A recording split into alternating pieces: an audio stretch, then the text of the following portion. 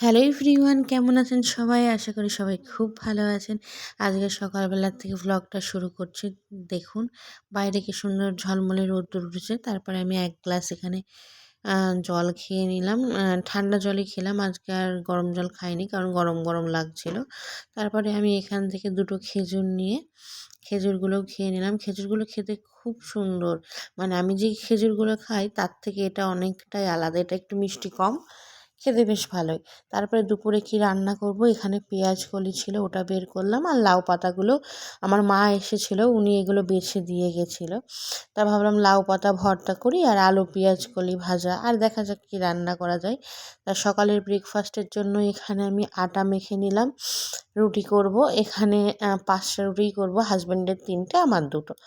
তা এখানে দেখুন আমি রুটি বেলে নিয়েছি, আর দেখুন প্রত্যেকটা রুটি কত সুন্দর ফুলেছে। আমার আবার মনে হয় রুটি না ফুললে নরম হয় না আর খেতে ভালো লাগে না। তাই এখানে রুটি করে নিয়েছি, আর আগের দিনকার কাবলি ছোলার তরকারি ছিল, সেটা গরম করে আমি খেয়ে নিলাম, পরে হাজব্যান্ড খেয়েছে। তারপরে এখানে মুসুরির ডাল করব বলে সেদ্ধ বসিয়ে দিলাম। আজকে মুসুরির ডাল করব, আর আলু পেঁয়াজ কালি ভাজা আর লাউ পাতা ভর্তা, দুর্দান্ত খাবার। তারপর এখানে ডালটা সেদ্ধ বসিয়ে দিয়েছি, আর লাউ পাতাটাকেও ছোট ছোট কেটে নিয়েছি, সেদ্ধ বসাবো। আর এখানে ওর একটা বন্ধু এসেছিল, আগের দিনকে দোকানে পুজো হয়েছিল, একটা সোনপাপড়ির প্যাকেট আর 4টে লাড্ডু দিয়ে গেছে। তা ডালটা সেদ্ধ হয়ে গেছে, এই দেখুন আমি লাউ পাতা সেদ্ধ করে নিয়েছি। তারপর এখানে আলু পেঁয়াজগুলি ভাজাটা করে নিয়েছি। আমার আর দাঁড়িয়ে থাকতে ইচ্ছা করছিল না বলে হাজব্যান্ডকে বললাম একটু তুমি রান্নাঘরে যাও।